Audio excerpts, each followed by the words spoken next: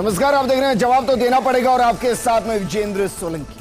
किसान, फसल, बीमा, प्रीमियम, कंपनी, क्लेम, सेटलमेंट, फर्जीवाड़ा, गिरदावरी, इससे अलावा पाला, अकाल, अतिवृष्टि और इन सब के बीच में करोड़ों का भुगतान और महज लाखों का ट्रांसफर।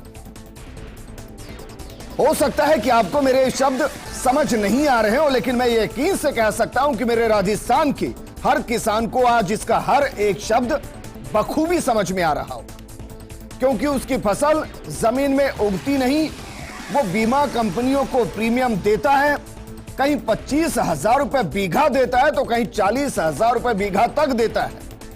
लेकिन जब अकाल आता है, फसल बर्बाद होती है, क्लेम आता है तो 500 रुपए से 5,000 रुपए तक आता है, जबकि बनता लाखों रुपए का है।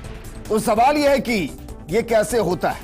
कुछ दस्तावेज हमारे पास हैं, कुछ वो पीड़ित हैं, कुछ वो एक्सपर्ट हैं जो समझाएंगे कि किस तरीके से जब गिरदावरी कराई गई तो 87% खराबा दिखाया गया और जब क्लेम आया तो क्लेम में क्या दिखाया गया, 0.87%। यानी बड़ी चालाकी से आरोप है कि 0 और दशमलव लगा दिया गया और 87% खराबी को 1% भी नहीं छोड़ा गया।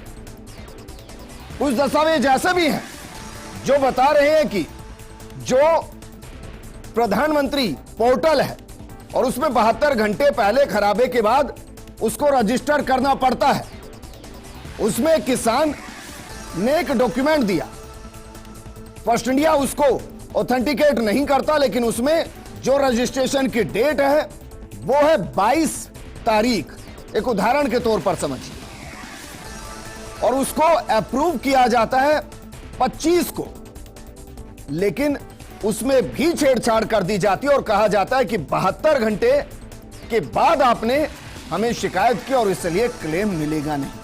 किसान कहां जाए, वो खेतों को जोते या इन कानूनी पेचीदगियों में फंसे, इन फर्जीवाड़ों में फंसे।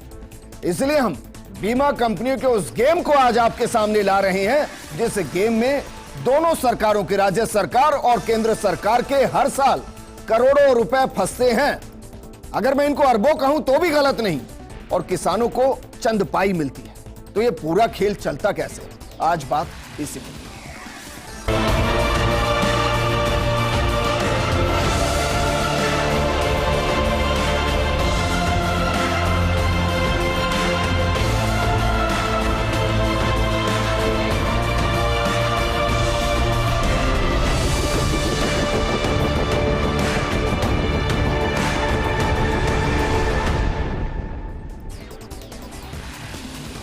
वहीं सवाल इन सब के बीच में यह भी है कि इस बार बरसात थोड़ी जल्दी आ गई, बुआई थोड़ी जल्दी हो गई, तो क्या अभी तक सरकारों की तरफ से किसानों के इन खेतों का बीमा किया गया है? उसकी डेडलाइन क्या है, अभी वर्तमान स्थिति क्या है? इस मुद्दे पर बात करने के लिए हमारे साथ मौजूद हैं कांग्रेस प्रवक्ता प्रतिष्ठा यादव जी, बीजेपी नेता माधवराम चौधरी जी, विषय विशेषज्ञ मिथिलेश जैमिनी जी और किसान धर्मेंद्र आचरा जी। धर्मेंद्र जी, शुरुआत आपके साथ करना चाहूंगा, जरा बताइए ये डेडलाइन कब तक है और राजस्थान में इस वक्त कितने हेक्टेयर में बुआई हो चुकी है जिसका अभी तक बीमा नहीं हुआ है? विजेंद्र जी, आपको और आपके बेस्ट इंडिया चैनल को बहुत बहुत शुक्रिया जो आप किसानों की आवाज़ उठा रहे हैं। ये मीडिया ही है जो किसान और मजदूर को बचा रहा है, वरना ये सरकारें और ये नौकरशाही तो शायद जिंदा निगल जाए। इनका यही मानसिकता है। ये जो बीमा की डेडलाइन है वो 31 जुलाई है और अभी तक पोर्टल भी खुल नहीं पा रहा है। राजस्थान की ये पोजीशन है कि बिट क्लोज नहीं करने की वजह से, वर्क ऑर्डर जारी नहीं होने की वजह से आज अभी तक भारत सरकार के पोर्टल पे राजस्थान के किसानों के लिए बीमा कराने का कोई ऑप्शन नहीं खुल रहा है और इसकी वजह से पूरा राजस्थान का जो किसान है वो, अब आप सोच सकते हैं कि कोटा में ये हालात है कि पूरे खेतों में पानी भरा हुआ है। अब की बार मानसून मान लीजिए या वो जो तूफान आया था उसकी बारिश मान लीजिए, उससे महीने 1.5 महीने पहले बुआई हो चुकी है। आज जो पहले बुआई हुई थी उसके पानी, खेतों में पानी भरने से पूरी फसल बर्बाद हो चुकी है। अब उसका जिम्मेदार कौन है? जब बीमा ही नहीं कटना शुरू हुआ, अभी मान लीजिए इनको प्रीमियम ही लेना शुरू नहीं किया, 31 जुलाई किस 31 की तारीख है, 31 जुलाई तक सभी किसानों को अपना बीमा करा लेना है, ये तारीख है? बिल्कुल करा सकते हैं, 31 जुलाई तक करा सकते हैं, उसके बाद में कोई ऑप्शन नहीं है। और ये राज्य सरकार का पोर्टल नहीं है, ये भारत सरकार का पोर्टल है। राजस्थान वाले कुछ नहीं कर सकते इसमें, भारत सरकार पोर्टल वैसे ही बंद हो जाएगा, क्योंकि ये सिर्फ एक राजस्थान के लिए तो है नहीं जी।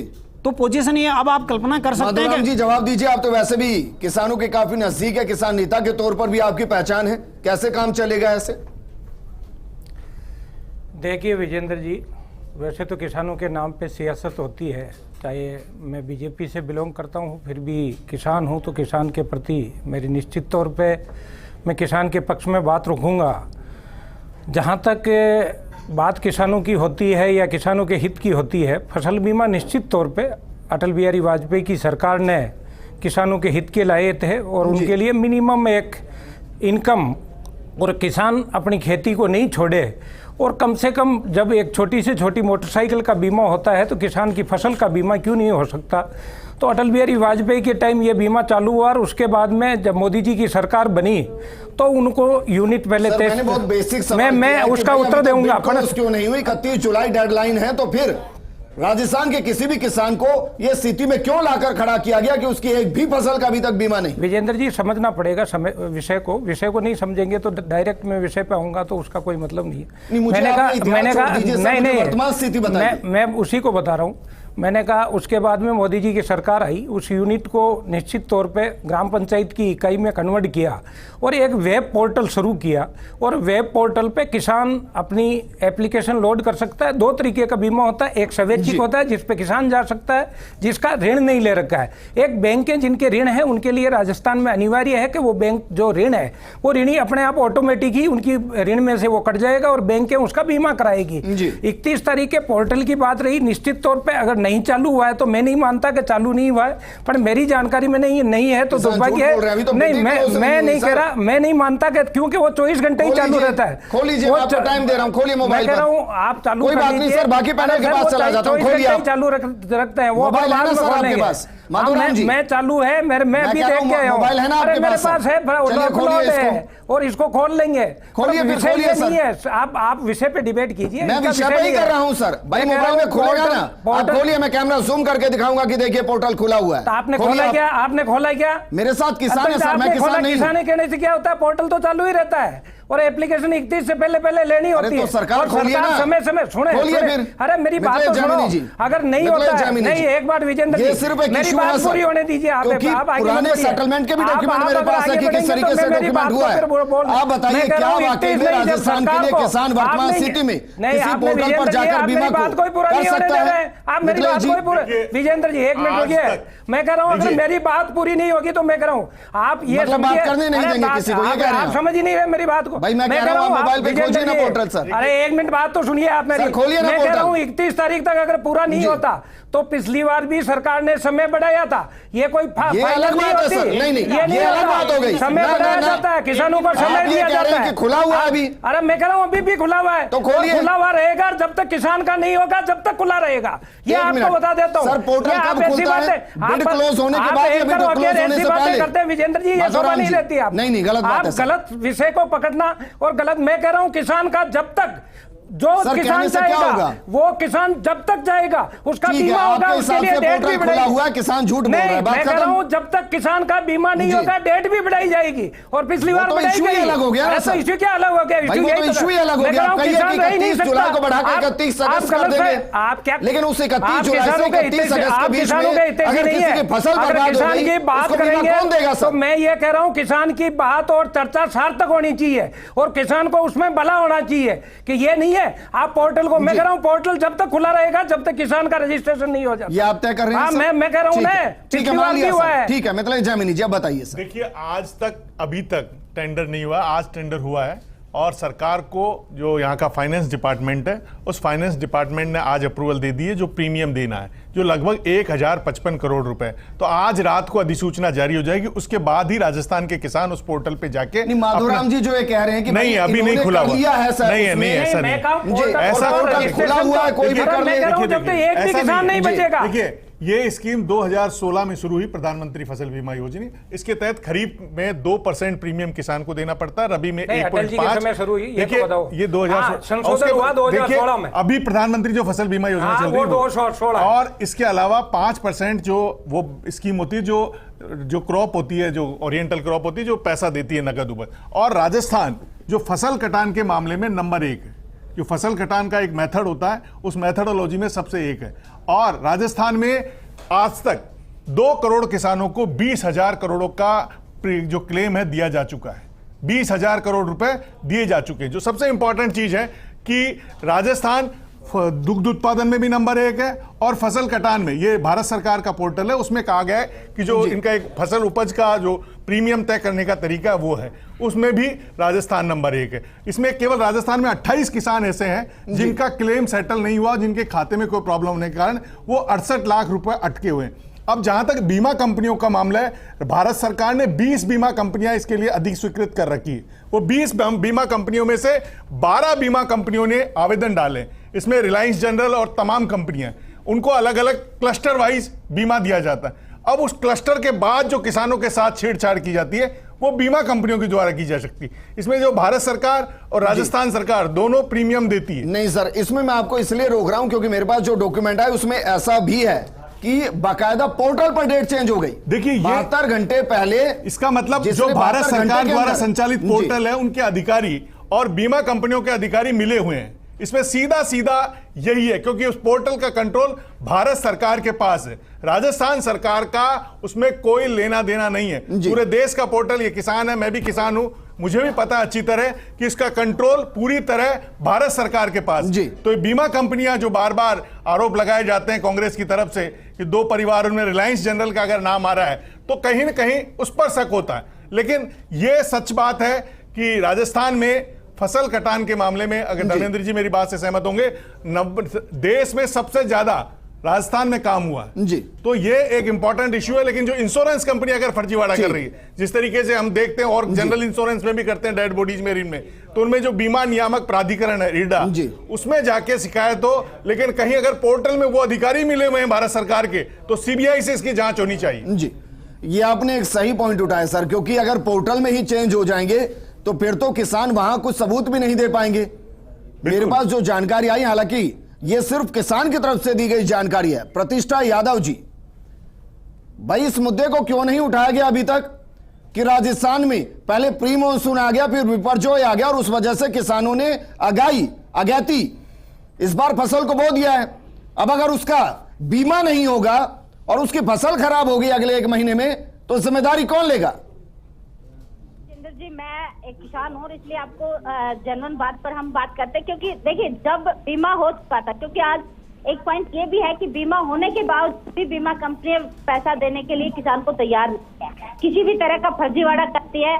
और इसमें भारत सरकार की ये भूमिका है कि उन्होंने फ्री हैंड छोड़ रखा है, पूरा देश कंपनियों को संभलवा के, कंपनियों पर उनका कोई नियंत्रण नहीं है और किसान बेचारा बेहाल है, इसमें कहीं डाउट नहीं है कोई जी। अच्छा प्रतिष्ठा यादव जी, जरा बताइए, किसी जब राजस्थान के गांव के किसी खेत के अंदर खराबा होता है तो उस खराबे की रिपोर्ट बनाने के लिए कौन कौन से अधिकारी जाते हैं और किसके अधीन आते हैं?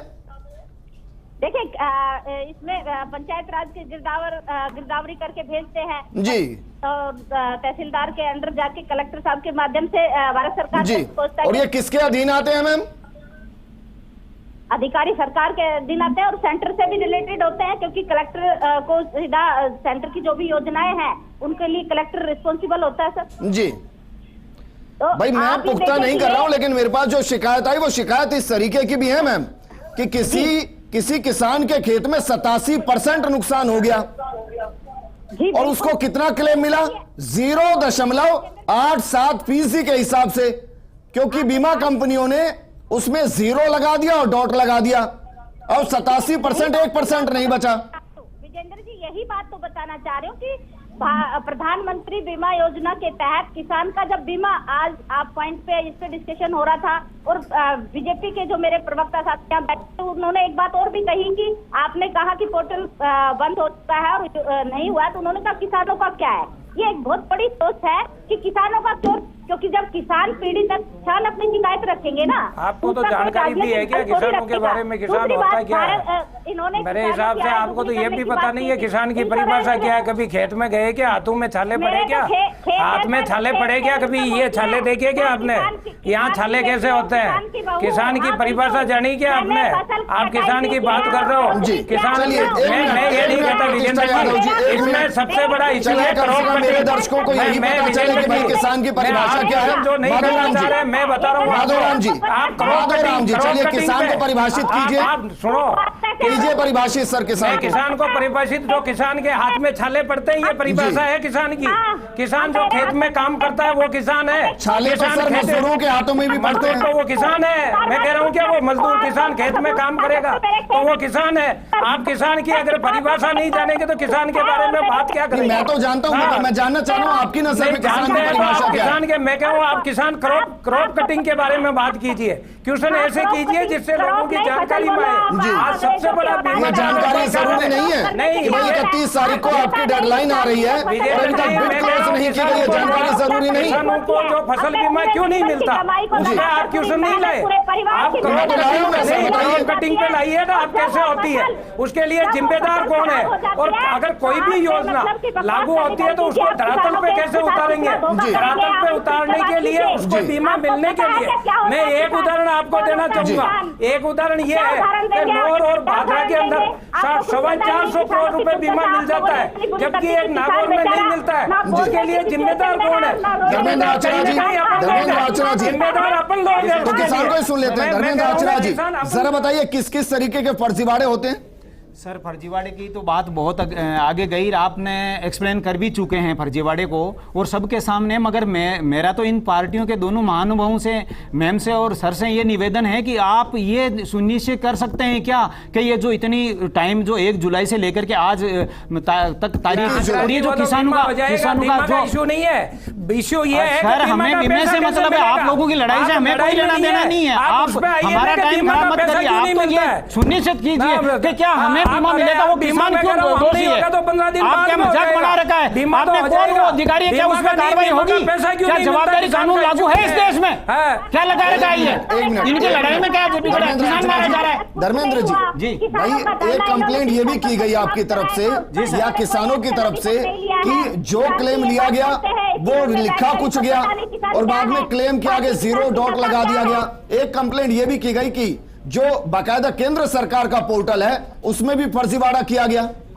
सर ये सर्वविदित है और एक कटु सत्य है कि जो सत्ता का सर्वोच्च शिखर जब बेईमान हो तो आप आम आदमी से ईमानदारी की अपेक्षा नहीं कर सकते। और ये मैं गारंटी के साथ कह सकता हूं कि सारे मिले हुए हैं इसमें और सरकारों ने इतना किया है कि वास्तव में जहां 87% था वहां और उसके लिए जिम्मेदार कौन है? उसकी जिम्मेदारी तय होने के लिए चर्चा होनी चाहिए। जो भारत सरकार का जो पोर्टल है उसमें चेंजेस हो सकते हैं, हो जाते हैं। आप कल्पना कीजिए भारत सरकार का जो पोर्टल है उसमें डेट चेंज हो जाती है। ठीक है भारत सरकार तो बड़ी माधवराम जी, मैं आपको एक पूरी डिटेल पढ़कर बता रहा हूं sir. Crop name green gram जिसको मूंग कहते हैं, बिल्कुल। और इंसिडेंस हुआ है एक्सेस रेनफॉल यानी कि अतिवृष्टि, और ये पीएम पोर्टल की तरफ से, कृषि की तरफ से आया हुआ है। इसमें इंसिडेंट डेट जो है वो 23/9/2022 और रिपोर्ट डेट 26/9/2022, 72 घंटे के अंदर हो गया। लेकिन जब पोर्टल पर गए और पोर्टल की तरफ से आया हुआ मैसेज है, और जब पोर्टल पर गए तो इंसिडेंट डेट क्या हो गई 22/9/2022। अब ये चमत्कार कैसे हो गया? मैं विजेंद्र जी इसी बात पे आप पे निवेदन कर रहा था मैं कि ये विषय ये है कि अगर यहाँ बदमाशी होती है और बदमाशी का अगर आप प्रमाण बता रहे हैं तो इसके लिए मेरे को भी दुख है, इनके खिलाफ कार्रवाई होनी चाहिए। पर मैं अभी आप जो क्वेश्चन पूछ रहे हैं उनके उत्तर मैं देना चाहता हूँ। किसान क्रॉप कटिंग क्या होता है? एक भाई होता क्या एक मैं कह रहा हूँ, मैं इसको एडमिटेड जी, ये एडमिटेड, हाँ मैं कह रहा हूँ, अरे सर इसको मैं एडमिट कर चुका हूँ। अगर गलती हुई है तो सारे के खिलाफ कार्रवाई होनी चाहिए। मैं उस चीज जो अगर आप पोर्टल पे हुई है तो कोई ना कोई जिम्मेदार होना चाहिए, कोई ना कोई जिम्मेदार अगर है उसके लिए जिम्मेदार। 1 मिनट धर्मेंद्र जी, अगर कितने किसान है अगर ऐसा होता है तो उनको सारों के खिलाफ उनको जेल जाना चाहिए। किसान कोई छोटी मोटी चीज नहीं है, किसान शब्द बहुत व्यापक है। जिसकी अगर किसानों की सियासत होती है तो किसानों के नाम पे सारी राजनीति 20,000 किसानों के साथ हुआ है। अगर आप ये देखिए कंपनी को किसान को कंपनसेशन क्यों नहीं मिलता फसल बीमा का, किसान करोड़ कटिंग, क्या कह रहे हैं? किसान जिले में लोगों के साथ हुआ है, एक दो सिर्फ नागौर जिले में, पूरे राजस्थान में। आप उस कंपनी को ब्लैक लिस्ट में धर्मेंद्र जी, 20,000 कंपनी को किसका से बड़ी है? 20,000 राजस्थान का या नागौर का? ये नागौर के आंकड़े हैं, 20,000 और 1 जिले के आंकड़े हैं ये, किसान जिसमें इस तरीके के फर्जीवाड़े हुए। फर्जीवाड़े के आंकड़े सिर्फ और सिर्फ नागौर जिले के हैं। जमीनी और जी, पिछले फिर दिनों कैसे एक काम कंपनी चलेगा? की- क्योंकि एक मिनट मान्यवर, बोलिए। पिछले दिनों तीन साल में ये टेंडर होता है। ये कंपनी थी रिलायंस, उसने 1850 करोड़ रुपए सिर्फ प्रीमियम नागौर जिले से उठाया और उसने 700 करोड़ जो 2 साल से लगातार अकाल पड़ता रहा है, उसमें सिर्फ 700 करोड़ रुपए बांटे। आप देखिए इस अकाल के जब अकाल पड़ रहा है उसमें भी ये कंपनी इतना पैसा मुनाफा, बड़ा मोटा मुनाफा कमा के जा रही है। और ये जो बीमा स्कीम है, जो प्रधानमंत्री फसल बीमा योजना, ये भारत सरकार के द्वारा नगर ये मनरेगा से सेकंड, भारत की सेकंड बड़ी योजना है। आज यदि इसमें भी यदि ये सरकारें यदि सही तरीके से अपनी ईमानदारी बरतें और यदि दोषियों पे यदि कानूनी कार्रवाई करें तो मैं दावे के साथ कह सकता हूं ये इनकी किसानों की आत्महत्याएं रुक सकती है, मगर ये करेंगे नहीं, क्योंकि सरकारें वो पार्टियां बनाती, कंपनियां बनाती हैं। ठीक है सर, मैं रोकूंगा। मिथिलेश जैमिनी जी, सर 2 सवाल है। पहला सवाल तो ये कि भाई जो इस तरीके के फर्जीवाड़े जिनके आरोप लगाए जा रहे हैं और ये सीधा उस पोर्टल तक जा रहे हैं, तो कोई तो ऐसी व्यवस्था होगी, क्योंकि अगर ये कह रहे हैं कि 20,000 से ज्यादा किसान अकेले नागौर के हैं, तो दुनिया राजस्थान के अलावा और ना पता कि पूरे हिंदुस्तान के तो कितने किसान होंगे ऐसे जिनके साथ ये लूट हो रही है। देखिए विजेंद्र जी, ये बहुत शर्मसार करने वाली घटना है। और सबसे बड़ी बात है कि राजस्थान से ही कृषि राज्य मंत्री हैं कैलाश चौधरी, इससे ज्यादा प्रॉब्लम नहीं हो सकती। और कहीं ना कहीं इन बीमा कंपनियों का इन्फ्लुएंस है, इसमें स्टेट गवर्नमेंट का कोई लेना देना नहीं है, क्योंकि ये सारा सेंट्रल गवर्नमेंट ने पेनलाइज कर रखी है। ये केवल स्टेट गवर्नमेंट तो अपना प्रीमियम का जो अंश है वो दे देती है और उसके बाद पोर्टल खुल जाता है। इसके अलावा कुछ नहीं लेना देना स्टेट गवर्नमेंट सारा। एक और सवाल मेरा आपसे, क्योंकि मेरे पास वक्त की बाध्यता है, 31 जुलाई तो डेडलाइन है जी। मैं मान भी लेता हूं कि चलिए जुलाई को बढ़ाकर अगस्त कर दिया गया, 31 अगस्त कर दिया गया कि चलिए आप डाल दीजिए, लेकिन बीमा कंपनियां बीमा तो उसी दिन से देना शुरू करेंगी ना सर, जिस दिन से वो रजिस्टर करेगा। देखिए, और उस बीच में खराब हुआ उसकी जिम्मेदारी कौन लेगा? देखिए इसकी देखिए जो डेडलाइन है, जो भारत सरकार द्वारा निर्धारित तिथि है वो 31 जुलाई है। और आज मीटिंग हो चुकी है और प्रीमियम जारी करने के फाइनेंस डिपार्टमेंट ने ऑर्डर जारी कर दिए, यानी कल से राजस्थान के किसानों का पोर्टल खुल जाएगा। ये क्लियर हो चुका है। इसलिए कल से अगर प्रीमियम होता है, और इंश्योरेंस इसमें कुछ 60 दिन की अवधि होती है, जब जो आप जिस दिन प्रीमियम जमा कराते हैं उसके पहले अगर सरकार गिरदावरी रिपोर्ट देती है कि 60 दिन पहले भी फसल का खराबा हुआ है, उसे राज्य सरकार प्रमाणित करती है और केंद्र के पोर्टल पर डालती है, तो उसका भी जो फसल कटान के हिसाब से मुआवजा मिलता है। चलिए, शुक्रिया हमारे साथ जुड़ने के लिए। बाकी मेहमान हमारे साथ जुड़े, आप सभी का शुक्रिया। हमने इस मुद्दे को इसलिए उठाया क्योंकि अक्सर हम बात करते हैं कि किसान रो रहा है, लेकिन उसको रोने पर मजबूर कौन कर रहा है? अब जरा सोचिए, वो खून पसीना सब कुछ खेतों में लगाता है और फिर अतिवृष्टि या अकाल या कोई और आपदा उसकी पूरी फसल को बर्बाद कर देती है। वो सोचता है कि उसने बीमा करा रखा है, बीमा के जरिए उसको पैसा मिल जाएगा, लेकिन पैसा जब चंद पाई हाथ में आता है तब समझ में आता है कि किसान चहुं ओर से ठगा गया। हमारी कोशिश इस प्रोग्राम के जरिए बस इतनी थी कि किसान को उसका हक मिले और जो फर्जीवाड़ा कर रहे हैं उनको कठोर सजा मिले। नमस्कार।